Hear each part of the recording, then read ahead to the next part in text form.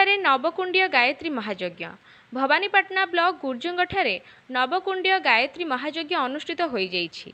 एही यज्ञ अंचलर समस्त गायत्री परिवार एवं अंचलवासी सहायता एही यज्ञ अनुष्ठित हो जाइछि।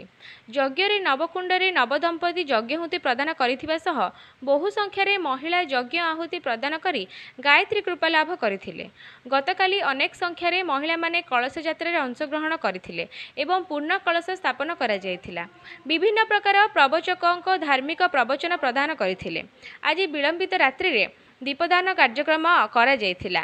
एही नवकुंडीय गायत्री महायज्ञ रे मुख्य कर्ता भावे गिरिधारी पायंसी दंपति कार्य संपादन करथिबा बेले जयंती आचार्य, मंजू साहू, चरण यादव प्रमुख प्रवचन प्रदान करथिले एवं अंचलर गायत्री परिवार सह गणेश प्रधान, प्रभाकर बागंग प्रमुख दायित्व तोलाइथिले। एही यज्ञ रे सामाजिक संस्कार कार्यक्रम रे कुन्ना बुरा मंडन संस्कार इत्यादि कार्यक्रम करा जायथिला।